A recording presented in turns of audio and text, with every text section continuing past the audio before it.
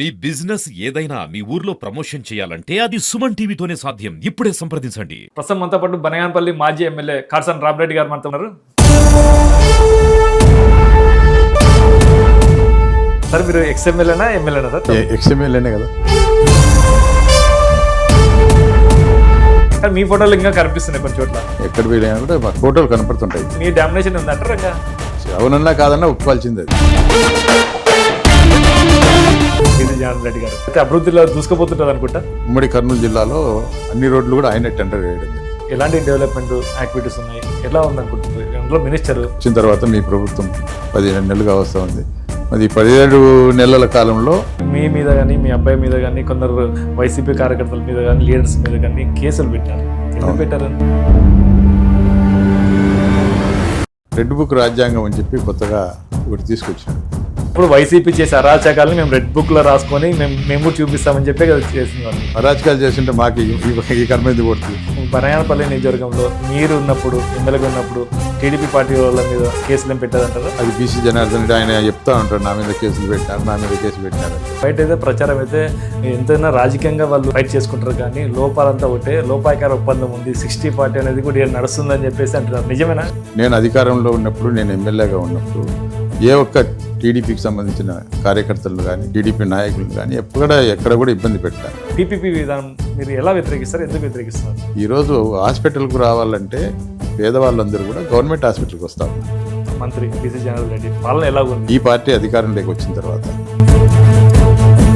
Welcome to Suman TV, నేను కిరణ్. ప్రస్తుతం మనతో పాటు బనగానపల్లి మాజీ ఎమ్మెల్యే కాడసాని రామిరెడ్డి గారు మనతో మాట్లాడుతున్నారు. నమస్తే. నమస్కారం సార్ మీరు ఎక్స్ఎమ్మెల్యేనా ఎమ్మెల్యేనా సార్? ఎక్స్ఎమ్మెల్యేనే కదా. మరి బనగానపల్లిలో మొత్తం ప్రభుత్వ కార్యాలయంలో మీ ఫోటో కానీ జగన్మోహన్ రెడ్డి ఫోటో కానీ అక్కడక్కడ కనిపిస్తుంది. ఎక్స్ఎమ్మెల్యే కాబట్టి లేదు, అంటే ఎమ్మెల్యే వాళ్ళ తరపున ఏదైతే గవర్నమెంట్ ఉందో వాళ్ళ ఫోటోలు కనిపిస్తాయి, కానీ మీ ఫోటోలు ఇంకా కనిపిస్తున్నాయి కొన్ని చోట్ల. నేను చేసిన అభివృద్ధి ఆ విధంగా ఉంది కాబట్టి ఈ 5 సంవత్సరాల్లో ఎక్కడ చూసినా ఏ వీధికి వెళ్ళినా నా ఫోటోలు కనపడతాయి. ఎక్కడికి ఏ బజార్లో అయినా కానీ, ఏ కాలేజీలో కానీ, ఏ స్కూళ్ళకు కానీ, ఏ హాస్పిటల్కి కానీ, ఏ యొక్క సచివాలయం కానీ, ఆర్బీకేలు కానీ, ఏ రోడ్లకు కానీ ఎక్కడ వెళ్ళినా కూడా మా ఫోటోలు కనపడుతుంటాయి. కాకపోతే ఈ మధ్య వాళ్ళకు ఈ ఫోటోలన్నీ కూడా కనపడతా ఉంటే మంత్రి బీసీ జనార్దన్ రెడ్డి గారికి కడుపు మండి నా ఫోటోలకు వైట్ పేపర్ అతికిస్తూ ఉన్నారు. అంటే అధికారంలో ఉన్నారు వాళ్ళే కదా. అంటే అధికారంలో ఉంటే వాళ్ళు గతంలో వాళ్ళు కూడా అధికారంలో ఉన్నప్పుడు అధికారం లేనప్పుడు నేను ఎమ్మెల్యేగా ఉన్నా. మేము 5 సంవత్సరాలు అధికారంలో ఉన్నా. ఏ రోజు వాళ్ళు గతంలో ఎక్కడన్నా కూడా రోడ్లు ప్రారంభోత్సవాలు చేసినప్పుడు వాళ్ళ ఫోటోలు ఉన్నాయి. ఏ రోజు కూడా మనం అక్కడ డ్యామేజ్ చేయడం కానీ, లేకుంటే వాళ్ళ మొఖాలకు పేపర్లు అతికేయడం కానీ ఎప్పుడు చేయలే. కేవలం ఎన్నికల కోడ్ ఉన్నప్పుడు మాత్రం అది గవర్నమెంట్కి సంబంధించిన అధికారులు వచ్చి ఆ పేపర్ అతికేయడం, మళ్ళీ తర్వాత అవి తీసేయడం, అవన్నీ కూడా సహజమే. కానీ ఇప్పుడు ఏ ఎన్నికలు లేవు. ఇప్పుడు మీరే చూడండి, హాస్పిటల్ ఉంది, సచివాలయాలు ఉన్నాయి, ఎంపీడీఓ గవర్నమెంట్ కార్యాలయాలు కాబట్టి ఏదైతే ప్రభుత్వం ఉందో ఆ ప్రభుత్వం సంబంధించిన ముఖ్యమంత్రి కానీ ఎమ్మెల్యేలు పెడతారు. ఇప్పటికీ అలాగే అంటే మీ డామినేషన్ ఉందంటారు? ఇంకా డామినేషన్ కాదు, మేము చేసిన పథకాలు ఎక్కడ పోతాయి? ఒకవేళ వాళ్ళు నా ముఖాలకు ఏదైనా పేపర్ కనిపించినా కూడా పలానా టైంలో హాస్పిటల్ వచ్చిందంటారు. పలానా కాడసాని రామిరెడ్డి ఎమ్మెల్యేగా ఉన్నప్పుడు, జగన్మోహన్ రెడ్డి గారు ముఖ్యమంత్రిగా ఉన్నప్పుడు పలానా హాస్పిటల్ వచ్చిందని చెప్తారు. పలానా ఎంపీడీఓ ఆఫీసు, అక్కడ ఒక బిల్డింగ్ కట్టినాము 1,20,00,000తో. ఆ బిల్డింగ్ ఎవరి టైంలో కట్టినారంటే అక్కడ ప్రారంభోత్సవం చేసిన టైం ఉంటుంది. పలానా రోడ్డు ఉంది, ఈరోజు సెంట్రల్ లైటింగ్ వేసినాం జిఎం దగ్గర నుంచి బస్టాండ్ చివరి వరకు. ఎవరు చేసినారంటే నా ఫోటోలో ఏదైనా పగలగొట్టచ్చు కానీ, నా ముఖాలకు పేపర్ కనిపించచ్చు కానీ, ఎవరు ఏ టైంలో జరిగిందంటే పలానా టైంలో ఇది జరిగిందని అది చరిత్రకు సాక్ష్యాలు కదా. అది ఎక్కడ వాళ్ళు అవునన్నా కాదన్నా ఒప్పుకోవాల్సింది. అది మీరు గతంలో అధికారంలో ఉన్నారు, ఎమ్మెల్యేగా ఉన్నారు బనగానపల్లి నియోజకవర్గంలో. అప్పుడు మీరు చేసిన యాక్టివిటీస్, డెవలప్మెంట్ యాక్టివిటీస్ ఏమైంది? ఇప్పుడు ప్రభుత్వం, కూటమి ప్రభుత్వం వచ్చింది 2 years అయింది. ఇప్పుడు యాక్టివిటీస్ ఎలా ఉన్నాయి? అందులో బనగానపల్లి ఒక మినిస్టర్గా ఉన్నారు బీసీ జనార్దన్ రెడ్డి గారు. ఇంకా అయితే అభివృద్ధిలో దూసుకుపోతుంటుంది అనుకుంటా. ఎక్కడ అభివృద్ధి లేదు, ఏమీ లేదు. నేను గతంలో శాంక్షన్ చేసినటువంటి రోడ్లు ఉన్నాయి. ఉదాహరణకు ఇక్కడ మన సంజామల ముదిగేడు టు సంజామల రోడ్డు 12 కోట్ల రూపాయలు శాంక్షన్ చేసిన తర్వాత అక్కడ కాంట్రాక్టరు వివేకానంద రెడ్డి వాళ్ళ బావమరిది పులివెందుల.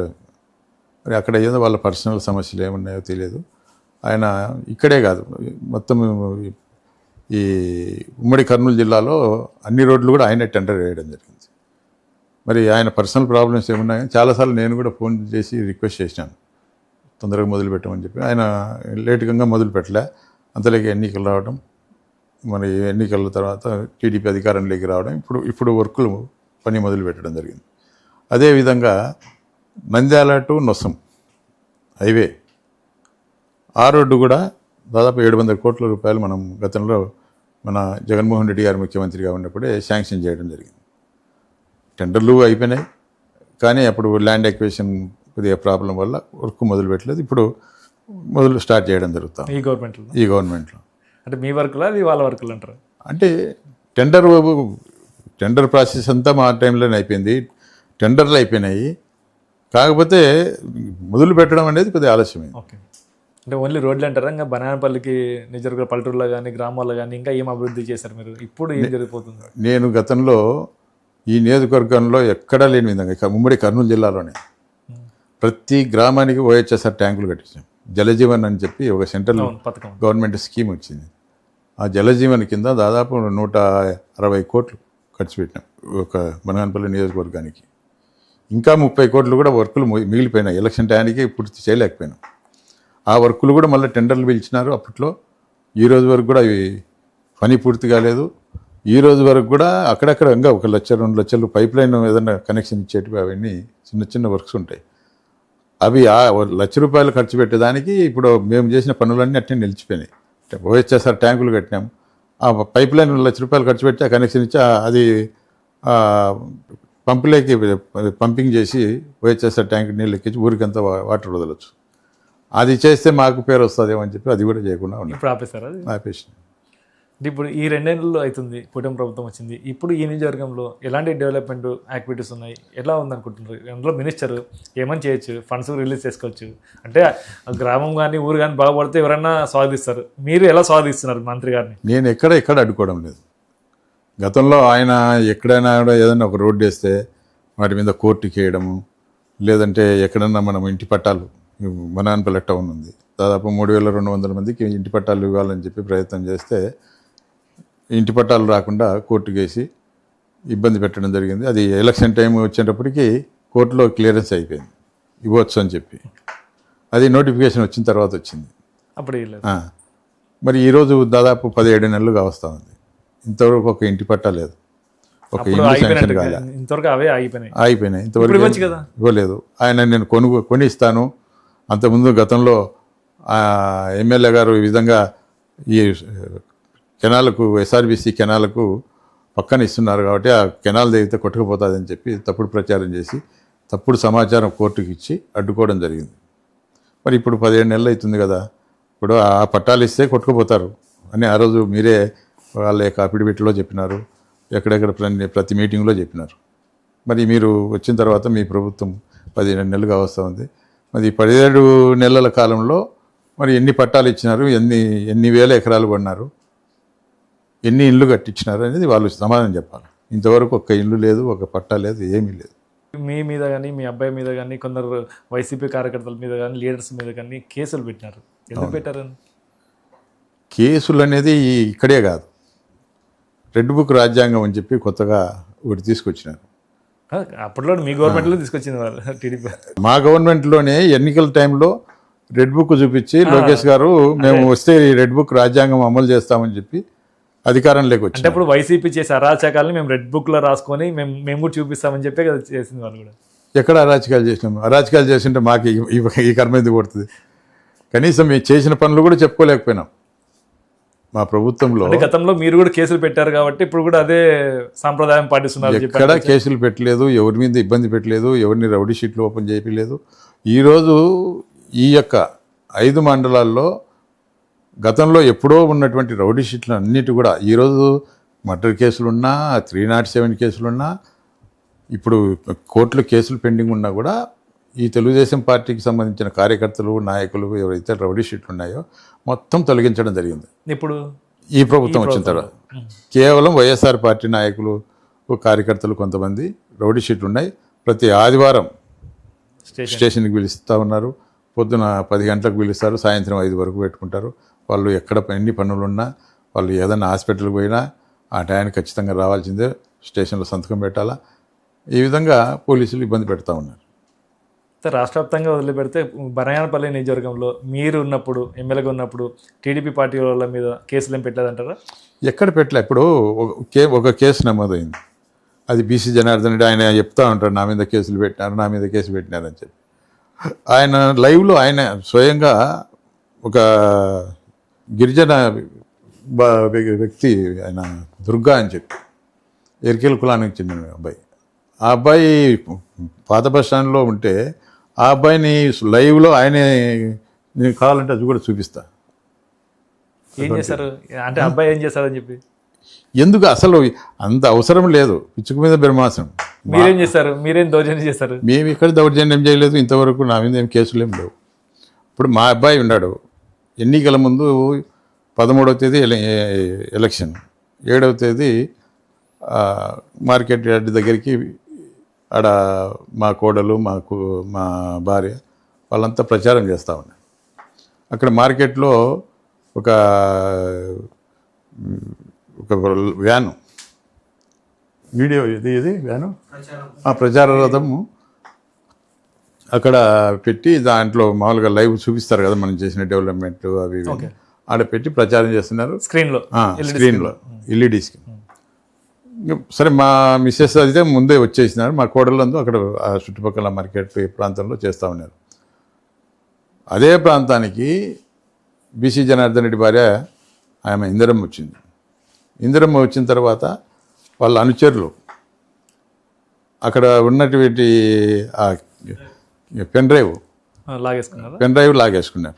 అక్కడ వ్యాన్ ఉండేది చూసి ఆ పెన్ డ్రైవ్ లాగేసుకున్న తర్వాత ఆ డ్రైవరు ఇక్కడ హైదరాబాద్ వాళ్ళు కొత్త వాళ్ళు రెంట్కి తెచ్చుకున్నాము ఆ వెహికల్. వాళ్ళు ఏదో రిక్వెస్ట్ చేసుకున్నారు. రిక్వెస్ట్ చేసుకున్న తర్వాత అక్కడ మా వాళ్ళు ఒక 2-3 ఎవరు లేరు ఆ టైంలో, 2-3 ఉంటే వాళ్ళు కూడా రిక్వెస్ట్ చేసినారు, అది పెన్ డ్రైవ్ ఇస్తే వెళ్ళిపోతాం మేము అని చెప్పి. అక్కడ స్థానికంగా కొంతమంది వేరే వాళ్ళు ఉండి పోలీస్ స్టేషన్ కూడా ఫోన్ చేశారు. ఫోన్ చేస్తే ఆ సిఐ వచ్చి ఆ పెన్ డ్రైవ్ ఇప్పించేసింటే ఏం గొడవ లేదు. ఓకే, ఆ పెన్ డ్రైవ్ ఇవ్వకుండా ఆయన కొద్దిగా ఆలస్యం చేసినాడు. అంతలేక అక్కడ కొంతమంది జమ అయినారు. మా కోడలు కూడా అక్కడే ఉన్నది, ఆడ ప్రచారం చేసాం. అక్కడ గొడవ అయింది, అంటే గొడవ ఏం కాలేదు, ఇట్లా మాట అనుకుంటా ఉన్నారు. అనుకున్నప్పుడు మా అబ్బాయి ఇక్కడ ఇంటి దగ్గర ఉన్నాడు, నేను వేమలపాటలో ఉన్నా. మా ఇంటి దగ్గరికి వచ్చి ఇట్లా అక్కడ మార్కెట్ దగ్గర గొడవ అవుతుంది, ఇట్లా అక్క ఉంది, ఒక్కరే ఉన్నారు అని చెప్తే మా అబ్బాయి కూడా పోయి మళ్ళీ రిటర్న్ కూడా వస్తున్నారు. వాళ్ళు రిటర్న్ వస్తుంటే ఇదే ఇప్పుడు చెప్తే కదా దుర్గా, ఆ దుర్గా అనే అబ్బాయిని మళ్ళీ తలబగలు కొట్టినారు ఆ రోజు కూడా, రెండోసారి. అక్కడ గొడవ స్టార్ట్ అయింది. ఇప్పుడు మేము అనుకోకుండా జరిగింది అది, మేము ఉద్దేశంగా అక్కడ పోవాలని కానీ, మా అబ్బాయి పోవాలని కానీ, అక్కడ గొడవ చేయాలని మాకు ఎక్కడా లేదు. మీరైతే నువ్వు చెప్తున్నారు, బయట అయితే ప్రచారం అయితే ఎంతైనా రాజకీయంగా వాళ్ళు ఫైట్ చేసుకుంటారు, కానీ లోపాలంతా ఒకటే, లోపాయకార ఒప్పందం ఉంది, 60 పార్టీ అనేది కూడా నడుస్తుందని చెప్పేసి అంటున్నారు. నిజమేనా? 60 పార్టీ లేదు, 80-20 లేదు. ఇక్కడ 20 నడవ. ఎప్పుడు కూడా వ్యాపారాల్లో కూడా ఒకటే అనుకుంటున్నారట. వ్యాపారాలు చేస్తే ఇప్పుడు ఈరోజు క్రషర్ ఉంది, నా క్రషర్ బంద్ అయిపోయింది కదా. ఈరోజు నాదే కాదు, మా అనుచరులకు సంబంధించినటువంటి వ్యాపారాలన్నీ బంద్ అయిపోయినాయి. ఇప్పుడు కేవలం మా అనుచరులు కొంతమంది టిప్పర్లు పెట్టుకుని ఏదో వాళ్ళ జీవనం సాగించేవాళ్ళు. నేను అధికారంలో ఉన్నప్పుడు, నేను ఎమ్మెల్యేగా ఉన్నప్పుడు ఏ ఒక్క టీడీపీకి సంబంధించిన కార్యకర్తలను కానీ, టీడీపీ నాయకులను కానీ ఎక్కడ కూడా ఇబ్బంది పెట్టలే. ఈరోజు టీడీపీ వాళ్ళే చెప్తా ఉన్నారు, మాకు కాటసాని రామిరెడ్డి ఎమ్మెల్యేగా ఉన్నప్పుడే ఎలాంటి ఇబ్బందులు లేకుండా మేము వ్యాపారాలు చేసుకున్నాం, మా టిప్పర్లు నడుపుకున్నాం, మా యొక్క ఫ్యాక్టరీలు నడుపుకున్నాం. ఈరోజు ఈ గవర్నమెంట్ వచ్చిన తర్వాత ఈ నాయకులు బీసీ జనార్దన్ రెడ్డి కోసం మేము కష్టపడి పనిచేసి కూడా మేము కూడా కప్పం కట్టాల్సిన పరిస్థితి వస్తూ ఉంది. ఈరోజు 1 టన్ను ఇసుక తీసుకోవాలంటే అది వైసీపీ కానివ్వండి, టీడీపీ కానివ్వండి, సాధారణ ప్రజలు కానివ్వండి, ఖచ్చితంగా ఆయనకు 220 రూపాయలు ఆయనకు కప్పం కట్టాలి. ఫ్రీ ఇసుక లేదు. జనార్దన్ రెడ్డికి బీసీజీఆర్ ట్యాక్స్ అని పెట్టినారు కదా ఇక్కడ పెట్టినారు. అంటే అప్పట్లో మీకు కూడా ట్యాక్స్ అనేది లేదు. ఇప్పుడు గతంలో అక్కడ 375 రూపాయలు 1 టన్నుకు డబ్బులు కట్టి ఇక్కడికి తెచ్చుకునేవాళ్ళు 700 రూపాయలకు అమ్ముకునేవాళ్ళు. ఈరోజు 375 లేదు. అక్కడ గవర్నమెంట్ కట్టాల్సిన పనిలే, పేరుకేమో ఫ్రీ ఇసుక. మరి ఈరోజు అదే ఇసుకను ఈరోజు 780 రూపాయలకు అమ్ముతా ఉన్నారు. ఈ డబ్బు అంతా ఎక్కడ పోతా ఉంది? ప్రతి సంవత్సరం కూడా ఆ రోజు జగన్మోహన్ రెడ్డి గారు ముఖ్యమంత్రిగా ఉన్నప్పుడు కేవలం ఒక ఇసుక మీద 700 కోట్ల రూపాయలు గవర్నమెంట్కు ఆదాయం తెప్పించినారు. నాకు క్రషర్ ఉంది, రవలకొండ మీద ఆ మైనింగ్ ఉంది. ఆ మైనింగ్ నేను దాదాపు 1,00,000 టన్నులు డబ్బు కట్టి నేను బయటికి తీసి చేసినాను. ఈరోజు ఒక్క లీజ్ మైన్స్, ఈరోజు ఒక లీజు లేదు, ఒక చదరపు అడుగు కూడా లీజు లేకుండా అక్రమంగా ఈరోజు కోట్లాది రూపాయలు రోజు 1000 టిప్పర్లు అమ్ముకుంటా ఉన్నారు. జనార్దన్ రెడ్డి క్రషర్ వేసినాడు, అదేవిధంగా మైనింగ్ చేస్తూ ఉన్నాడు. ఎన్నిసార్లు అధికారులకు ఫిర్యాదు చేసినా ఏం చేసినా వాళ్ళ అధికార పార్టీ మీరున్నప్పుడు కూడా వేసింటారు కదా. మేము చేసింటే మేము 1,00,000 టన్నులు కట్టినాం కదా డబ్బు. మాకు రాయల్టీ కట్టినాము, మాకు లీజ్ ఇప్పుడు మీరు నడిపేయలేదా? ఏది మీరు నడిపేకంటే మా దాని మీద రైడ్ చేయించి అధికారులు కరెక్ట్ ఉన్నప్పుడు రైడ్ ఎందుకు చేపిస్తారు? ఎందుకైతే రైడ్ అంటే ఇప్పుడు ప్రభుత్వంలో అదే కదా నడుస్తుంది. అది నేనే కాదు, ఈ రాష్ట్రంలో వైసీపీ నాయకులు కానీ వైసీపీ కార్యకర్తలు కానీ ఏ క్రషర్లు కానీ ఏ ఫ్యాక్టరీలు నడవడం లేదు. ఆఖరకు వైసీపీ నాయకులు ట్రిప్పర్లు కూడా తిరిగితే వాళ్ళ నంబర్లు ఇస్తూ ఉన్నారు. ఈ నంబరు ఈ పొలాన్ని టిప్పర్ పట్టుకోండి, ఫైన్ వేయండి. ఫైన్ వేసిన తర్వాత వదలరు. ఫైన్ కట్టిన తర్వాత కూడా, చలానా కట్టిన తర్వాత ఒక ఆర్టీఓనో లేకుంటే బ్రెయిన్ ఇన్స్పెక్టరో లేకుంటే పోలీస్ శాఖ వాళ్ళు ఎవరైనా పట్టుకుంటే మనం డబ్బు కడతాం. డబ్బు కట్టిన తర్వాత వదిలిపెట్టాలి కదా, వదిలిపెట్టరు. మళ్ళీ మంత్రి నుంచి ఫోన్ వచ్చిన తర్వాతనే ఆ బండి రిలీజ్ చేయడం జరుగుతుంది. ఈ మైనింగ్ టోల్ గేట్ల కాడ వసూలు చేస్తున్నా అని చెప్పి నిన్న పెద్ద ఎత్తున గొడవ చేసినారు.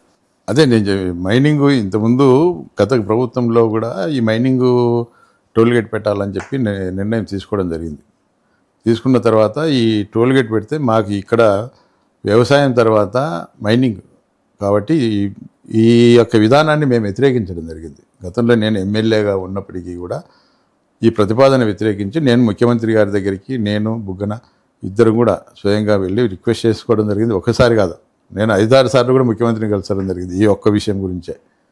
మరి ఆయన రిక్వెస్ట్ చేసుకుంటే ఆయన కూడా మా పరిస్థితి అర్థం చేసుకొని ఇక్కడ ఈ కర్నూలు జిల్లాను మరి ఆ మైనింగ్లో మరి నుంచి ఉపసంహరించుకోవడం జరిగింది. ఆ రోజుల్లో ఇంకా ఫ్రీగా మనం ఇప్పుడు గతంలో ఏ విధంగా అయితే జరుగుతూ ఉన్నది ఆ విధంగా మైనింగ్ జరుపుకునే వాళ్ళు ఎలాంటి ప్రజలకు ఇబ్బంది లేకుండా చేయడం జరిగింది. ఇప్పుడు కొత్తగా వచ్చిన ప్రభుత్వము మరి ఈ మళ్ళీ ఇదే విధానాన్ని మళ్ళీ ప్రవేశపెట్టడం జరిగింది. ఇప్పుడు మీరు అన్నారు ప్రభుత్వం అన్నారు, అంటే ప్రభుత్వము ఇన్వాల్వ్ అయింది అనుకుంటారా, ఇక్కడ లోకల్ రాజకీయ నాయకులు ఇన్వాల్వ్ అయినారు అనుకుంటున్నారు? ప్రభుత్వము ఇన్వాల్వ్ అయింది, రాజకీయ నాయకులు. ఎందుకంటే ప్రభుత్వం అంటే రాజకీయ నాయకులే, రాజకీయ నాయకుల వల్లనే కదా ప్రభుత్వం. గతంలో చెప్పారు మా ప్రభుత్వంలో ఉన్నప్పుడు నేను వ్యతిరేకించాను. అందరూ తెలుసు, ఇక్కడ లోకల్ ఉండే ప్రజలు. అంటే ఇక్కడ నాయకులు స్వాగతిస్తేనే కదా ప్రభుత్వం కూడా ముందుకు వచ్చేది. మరి నాయకులు మంత్రి గారు ఆయన స్వాగతిస్తూ ఉన్నాడు. ఎందుకంటే ఈరోజు పబ్లిక్ అనుకుంటా ఉన్నారు దీంట్లో మంత్రి గారికి కూడా బాగా ఉంది, బినామీలు పెట్టుకొని ఆయన చేస్తూ ఉన్నాడు అనేది పబ్లికే అనుకుంటున్నారు కదా, నేను కాదు, తెలుగుదేశం నాయకులే చెప్తా ఉన్నారు. మన గొడవ జరిగింది ఎవరు చేసింది ఎవరు? మొన్న గొడవ చేసింది కూడా అంతా టీడీపీ వాళ్ళే చేసినారు. ఇక్కడ మన అడ్డ రోడ్డు ఉంది కదా పలుకూరు, అక్కడ అంతా కూడా వాళ్ళే, అంటే మా వాళ్ళు అందరూ ఉన్నారు. పబ్లిక్ అంటే వైసీపీ టీడీపీ అనేది కాదు, కానీ ఇక్కడ అన్ని వర్గాల వాళ్ళు ఉన్నారు. కాకపోతే ఎక్కువ ఎందుకంటే ఏదైనా పొరపాటు గొడవ చేస్తే మా వాళ్ళను పోలీసులు కేసులు పెట్టి ఇప్పుడే రౌడీ షీట్ను పెట్టి అన్ని వేధిస్తూ ఉన్నారు. కాబట్టి మా వాళ్ళు ఊరికే సపోర్ట్గా ఉంటున్నారు, కానీ మొత్తం గొడవ అంతా ఎక్కువ వాళ్ళు టీడీపీ నాయకులు ఎక్కువ చేస్తూ ఉన్నారు. ఎందుకంటే వాళ్ళకు ఎక్కువ మైనింగ్ ఉన్నాయి, వాళ్ళకే ఎక్కువ ఈ టిప్పర్లు కానీ ట్రాక్టర్లు కానీ వాళ్ళకు వర్గానికే ఎక్కువగా ఉన్నాయి. కాబట్టి వాళ్ళే ఎక్కువగా బేతంచెల్ల వాళ్ళు, పలుకూరు, రామకృష్ణాపురం, గోయిందిన్న, బీరోలు, రామతీర్థం, చెరువుపల్లి ఈ ప్రాంతాల వాళ్ళు, ఇక్కడ పోతే కొల్లింగుల మండలం ఉంది, ఇక్కడ రామాపురం, చెర్లపల్లి వాళ్ళందరూ కూడా వ్యతిరేకిస్తూ ఉన్నారు. అంటే ఇక్కడ మంత్రి గారిని వ్యతిరేకిస్తే కేసులు పెడతారని చెప్పి బలంగా నమ్ముతున్నారు అంతా. అవును, వాళ్ళు ఇప్పుడు ఎందుకంటే ఏదన్నా కానీ మంత్రి గారి దగ్గర కూడా చాలామంది పోయినారు, మైన్ ఓనర్లు, ట్రాక్టర్ ఓనర్లు, వాళ్ళందరూ కూడా రిక్వెస్ట్ చేసుకున్నారు. చేసుకున్నప్పుడే ఇది ప్రభుత్వ నిర్ణయం, నేనేం చేయలేను, నేను ప్రభుత్వానికి వ్యతిరేకంగా నేను మాట్లాడలేను, నేను అని చెప్పి ఆయన చేతులు ఎత్తేయడం జరిగింది. అంటే మీరు గతంలో సేమ్ ప్రభుత్వంతో మాట్లాడి దాన్ని రద్దు చేశారు కదా. అవును, నేను నాకు బాధ్యత ఉంది కాబట్టి చేసినాను. నేను బాధ్యతే కాదు, అసలు నేను పోటీ మినిస్టర్ కదా, చేయొచ్చు కదా. అవును, నేను నాకు బాధ్యత ఉంది. ఎందుకంటే నాకు ఓటేసిన ప్రజలు ఏ బాధలు పడినా కూడా అది నేను నా ఇబ్బందిగా నేను గ్రహించే మాకు ప్రాబ్లం అవుతుంది, పొలిటికల్ కూడా నాకు ప్రాబ్లం అవుతుందని చెప్పి నేను రిక్వెస్ట్ చేసుకున్నాను ముఖ్యమంత్రి గారిని కూడా. రిక్వెస్ట్ చేసుకుంటే కూడా మా యొక్క పరిస్థితిని అర్థం చేసుకొని ఆయన ఆ రోజు చర్య తీసుకొని వద్దులే అని చెప్పి కూడా ఆపేయడం జరిగింది. ఓకే, రాష్ట్ర వ్యాప్తంగా పీపీపీ విధానం మీద వైసీపీ చాలా ముందుకెళ్తుంది. అంటే దీని మీద విమర్శలు కానీ దాని వ్యతిరేకత కానీ మొత్తం రాష్ట్ర వ్యాప్తంగా చేస్తుంది, ప్రతి జిల్లాలో కూడా చేస్తుంది. ఇప్పుడు మీరు దానివల్ల పీపీపీ విధానం మీరు ఎలా వ్యతిరేకిస్తారు, ఎందుకు వ్యతిరేకిస్తున్నారు? ఇప్పుడు ఈ పీపీపీ విధానం అనేది ఇది పబ్లిక్ ప్రైవేట్ భాగస్వామ్యం. ఎందుకంటే ఈ కర్నూలు మరి యావత్ ఉమ్మడి రాష్ట్రంలో 12 మెడికల్ కాలేజీలు ఉన్నాయి. ఈ 12 మెడికల్ కాలేజీల్లో కూడా కేవలం ఒక కర్నూలు జిల్లాలో ముఖ్యంగా మనకు సింహద్వారం అయినటువంటి కర్నూలులో మొదటి నుంచి కూడా ఒక మెడికల్ కాలేజ్ ఉంది. ఈ మెడికల్ కాలేజ్ ఉన్నందువల్ల ఈరోజు ఈ 4 జిల్లాలు, రాయలసీమలో ఉండే 4 జిల్లాలు, అదేవిధంగా తెలంగాణలో ఉండే మహబూబ్నగర్ జిల్లా వాళ్ళు ఈరోజు హాస్పిటల్కు రావాలంటే పేదవాళ్ళందరూ కూడా గవర్నమెంట్ హాస్పిటల్కి వస్తూ ఉన్నారు.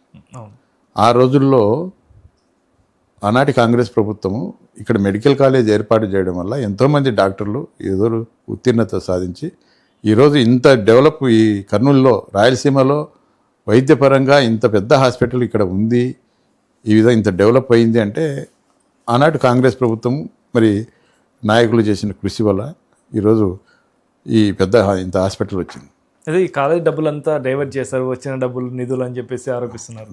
డైవర్ట్ చేయడానికి ఇక్కడ బిల్డింగ్లు కనపడతా ఉన్నాయి. ఈరోజు ఇన్ని కాలేజీలు ఉన్నాయి.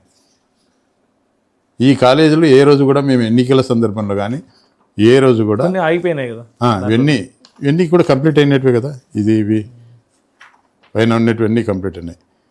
ఈ కింద ఆగిపోయినట్టు కూడా దాదాపు 60% కంప్లీట్ అయినాయి. ఓకే అండి, థ్యాంక్ యూ వెరీ మచ్ అండి. ఇదండి ఇవాళ ఇంటర్వ్యూ. మరో ఇంటర్వ్యూలో మళ్ళీ కలుద్దాం. చూస్తుండండి సుమన్ టీవీ. Thank you.